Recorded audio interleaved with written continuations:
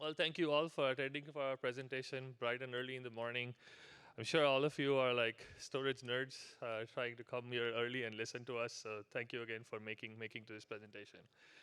What Venkat and I, my partner, have to present over here, we're going to talk about a little bit about some of the key features we've been working on for our data center deployments in terms of how do we improve our debuggability and reliability in the fleet.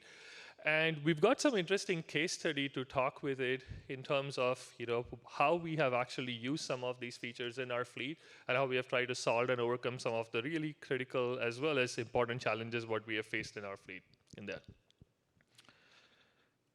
Okay. So before we get to there, let's kind of take a preview of where we are with the OCP spec and how did we come along probably in this journey. So trace back 2019, some of the challenges what we as a storage industry faced was all the customer requirements were confidential.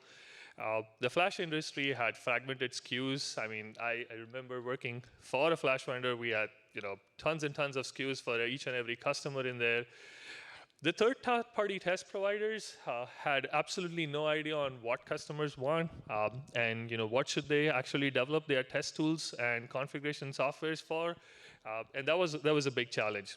The result of all of that was delayed schedules, poor quality, and difficult to make critical product decisions. I mean, how do you decide which one to go after when all of these requirements are, kind of coming different from every customer, which is basically trying to, want an SSD in their environment.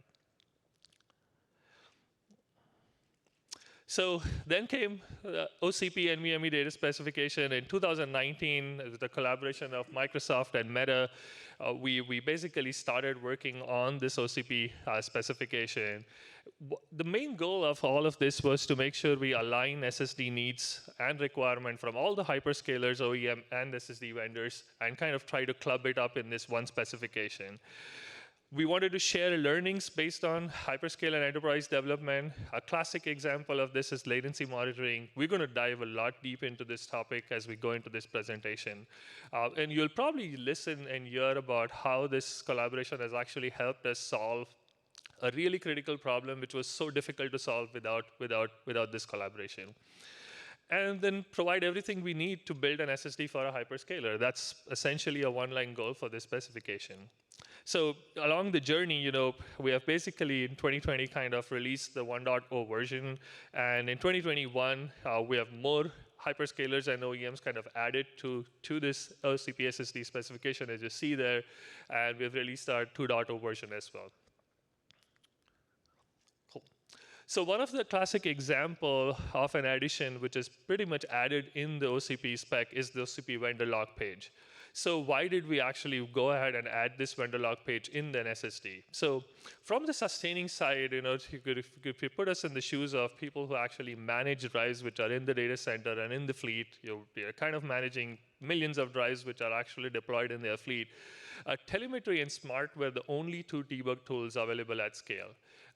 Telemetry being all encrypted binaries, and Smart being very limited amount of counters, which presented several challenges in terms of debugging issues which we actually see in our data center environment. And that faced a lot of challenges for us in terms of how do we keep improving our debug and reliability in our data center environment. So the solution was to design better human-readable logs.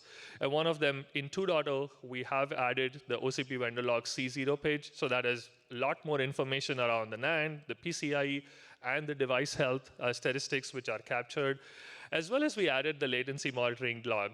And I mean, one of the great win we have faced with the latency monitoring log is our debug time from the time we see a latency stall till a vendor actually resolves in terms of why a latency actually happened has reduced by 100x. And we'll actually get to this as we go along in the presentation of how we have actually achieved it and how simple it was to actually get this gain. So I'm going to shift gears a little bit here and talk a little bit from Meta's perspective and talk a little bit about scale and how we do things at Meta in our infrastructure. So, this is a classic slide I always use when I have to talk about scale. Before I joined Meta, I always wondered what does at scale mean and how do you actually translate at scale into some of the numbers or SSDs in there. So if you see over here in Meta's family of map, we have like 3.59 billion users. What does that mean in terms of this? You have billions of users which are using the family of apps on a daily basis. And if you translate into that, that means there are billions of requests which are being made to our database servers, which means millions of SSDs are accessed every second in our infrastructure. When you're working at that scale, you probably encounter a lot of challenges, a lot of problems, a lot of issues which you have to be proactive and be able to design your reliability and monitoring around it so that you can triage and kind of effectively remediate them. So here's like a preview of how do we do debugging of flash issues at scale at Meta.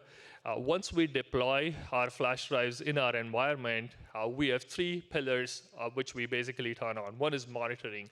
And I'll talk in the next slide about what are the key areas which we monitor on.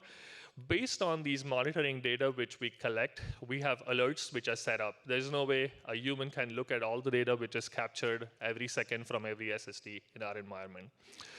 These alerts help us basically kind of come up with our anomaly detection because we would like to predict if there is an anomaly seen in a particular region of a data center, particular type of drive, a particular SKU of drive, or a particular firmware of a drive, and help us basically kind of figure out if this is a problem of a particular region, a particular vendor, a particular model, or a particular firmware of a drive. Then comes triage. So once we basically have all of this data captured, all these three pillars are automated. There's no human involved in this process. The triage kind of starts off in an automation process where we have our own kind of triage built in for some of the issues which we know and what actions we want to take on that. And the remediation follows post that. And then we would review this issue that, hey, now that we have kind of gone through this entire debug flow, have we actually fixed the issue? And do we have all of the things in place so that we can kind of do this whole loop in an automated fashion and not have a human or a manual person involved in it? So I talked about data collection, and I think this slide is pretty important in terms of what we actually capture from our SSDs in the fleet. And this basically happens on every single drive which enters in Meta's infrastructure. This data gets stored. So I have two buckets over here, which is periodic collection and a non-periodic collection. So I'll talk about periodic and then go to the non-periodic side. So on the periodic collection, we collect smart attributes. So smart attributes from every single drive get captured. Demessage logs, most of you who might be working hands-on on some of these issues understand how demessage logs are super helpful in terms of kind of fixing some of the issues which we might see in our environment. The latency monitoring log, this is the new feature which we added in our OCP 2.0. So we do capture the log page actively from every SSD which supports it. And then the cloud health log, which is pretty much an extension of some of the other attributes we might want to capture, including the NAND, PCIe, as well as health statistics.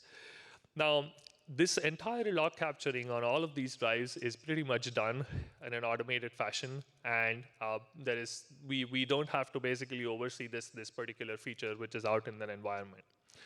Now let's go to the non-periodic side. Now this is a manual thing which we do one-off, and we're trying to kind of work ways with the industry on how can we actually go away from this model, which is the telemetry logs and the drive event logs. These requires a lot of resources. We have to kind of take the system out of our production environment to actually basically pull these logs, because some of these telemetry logs are performance invasive. So if you're actually pulling this log, it'll probably impact performance. And sometimes we need these logs to actually debug and triage some of the drive failures which we see in our environment. So this is something which we really don't want to do on an ongoing basis, and us as an OCP forum need to come up with an idea about how do we actually move away from this model. Okay, let's go to the latency stall. So what do I mean by latency stall when we talk about latency stalls? And so this presentation now is going to talk about how have we solved this issue with this introduction of the latency monitoring log. But let me give you a premise of what a latency stall actually means. A single I/O event taking more than an expected time to complete. That's as simple of a definition of what a latency stall means to us. Now, I tried to simplify this properly for our slide and our understanding purpose. This is not a definition of what we call a stall, but this is just being generic enough. But if one read, one write, or one trim basically takes greater than 1 second, then we call that as a latency stall. All of us probably in the storage business know this is being way more generous to give 1 second for an I/O to complete for a particular drive. Now, latency stalls happen due to firmware or ASIC bugs. They are really hard to detect. It takes a lot of time for us to even find out that a latency stall actually happens. Takes extremely long and difficult time to debug, and has a significant impact to some of our time-critical services in the fleet. So give you some numbers in there, greater than 1 second I/O stalls, which we face in per day. So this is kind of like a probability game here, but we have like 40 distinct SSD stalls in every 1,000 devices. So now if you try to scale this, every 1,000 devices we have in the fleet, there are like 40 distinct SSDs which actually exhibit latency stalls. And if you can do the math of when you have billions of millions of SSD in the fleet, how many SSD fields we are talking about in 1 second.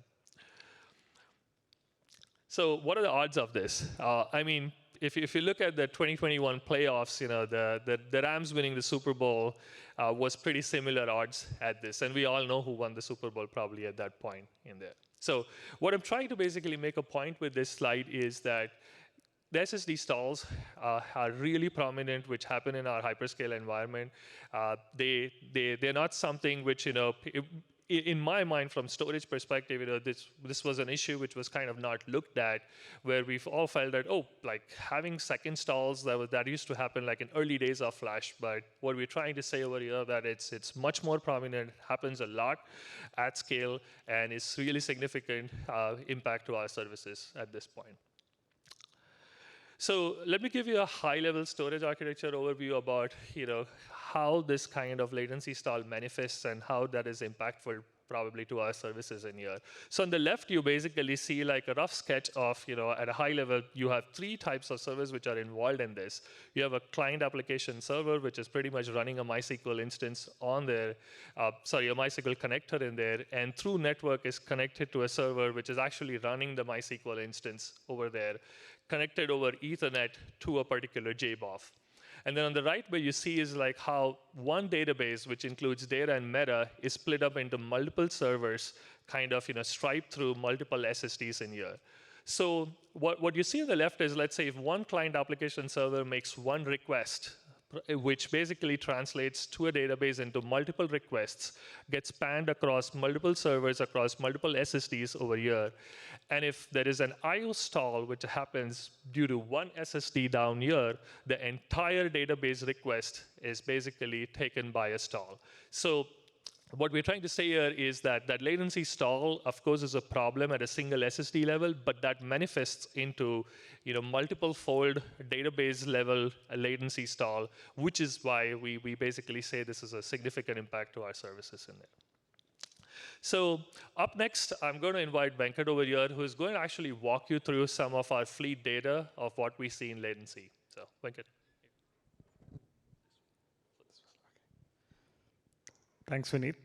So when Vineet was talking about the odds of seeing a latency stall, a lot of you were like, probably, that's not pedantic enough for me. What is your 4.9 latency? What is your 6.9 percentile latency? Right? So a 4.9 percentile latency means that if you say my 4.9 is 1 millisecond, 99.99% of the IOs, whether it's a read or a write, is under 1 millisecond. So the underlying unstated assumption there is that the 0.01% is probably too small and you don't care. That could be like seconds, and it doesn't really matter. It's a rare event. But is it really a rare event? And we often get asked from vendors, what is the latency? What is the how many nines do you care about, right? So we thought we'd do a simple experiment. Let's take our fleet. Let's look at all the stalls that occurred over a week. And let's say if we'll take the maximum latency we saw within a second, because that's the best resolution we have. And let's assume that was the only I/O going on in that second. And let's calculate back what is the percentile latency, what is the probability of seeing a stall at certain bins. And then we can kind of map it backwards to a constant workload of 4K IOs doing 1,000 IOPS and see what is the inter-arrival time between a 1 second stall or a 10-second stall. So this probably looks very optimistic to a lot of you, right? So my 1 second is like way over my 6 nines, so 8 9, and I have 10 second stalls at 9 nines. So that's like, you would say, oh, this is very low probability. I'll probably not see it. And well, if you look at any arbitrary 1 second, you probably don't see any reads in that band, right? But what happens if you move, if you wait for 1 day, right? Like using this extrapolation, there's a lot of simplification going on. We're not considering the workload the size and stuff like that. But assuming this extrapolation, it'll only take you a minute to start seeing a 1 second stall. And a 1 second stall, for your perspective, that's like the access time of the very first HDD way back in 1956. So we're not even like in SSD territory anymore. And let's just go wait for 3 days, and then you start seeing a 10-second stall.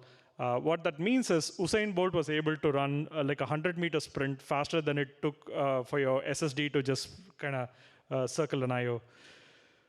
So there's a lot of things that does not capture, right? For instance, it doesn't tell you when the stall occurred. It doesn't give you enough information to debug what's going on. It also the percentile doesn't really characterize what's wrong. Like, do you really care about that 1 second latency?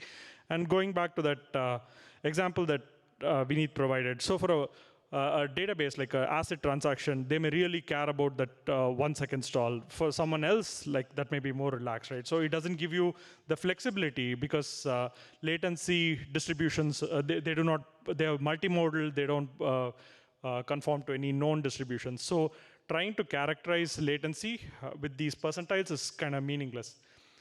So what does the LM log kind of give us, and how does it solve this? LM log is the C3 log page in the OCP Datacenter NVMe spec, and it attempts to kind of characterize SSD in a better way. So for instance, we have 4 buckets. Each bucket has bins, counters for read, write, and deallocate, and we keep track of not only how many events occurred over a certain threshold, but we also log the timestamp when that occurred. So that gives you the context about how many really occurred within that 1 second, which your host will not be able to provide because that's too granular to poll like any closer than like 1 second, right? And then we also have multiple buckets. So your customers are able to characterize and kind of define histograms that they want to see by setting these thresholds at the values that they care about and take very informed decisions based on that.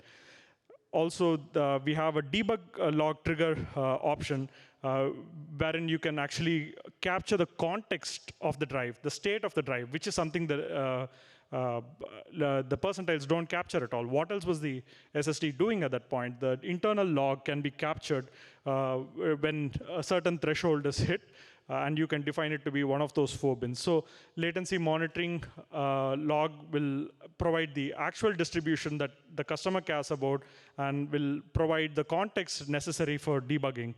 And you may look at this spec and you may think this is overwhelming.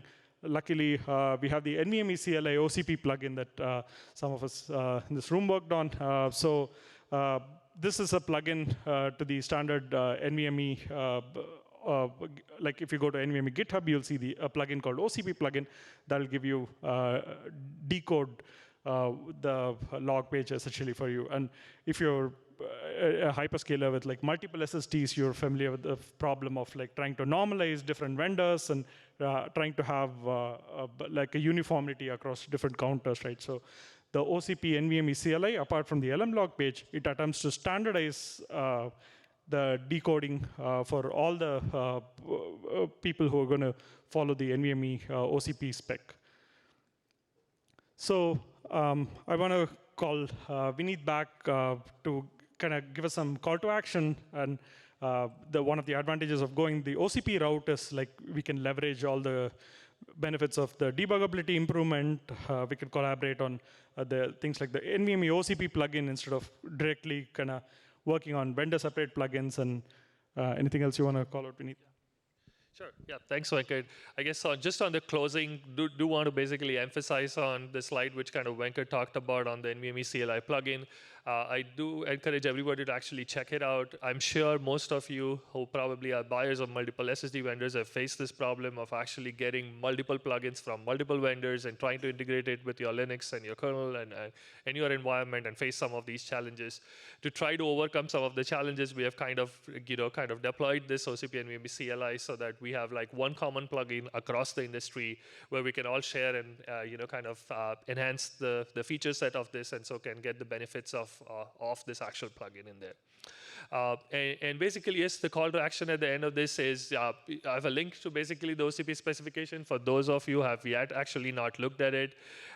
At-scale debugging is actually extremely challenging for us, and due to inefficient design of debug logs in our hyperscale environment. So what I would like to do is a call to action here to all the SSD vendors as well as hyperscalers. Let's basically come collaborate via OCP and partner on ideas on how to improve debug at scale. So thank you.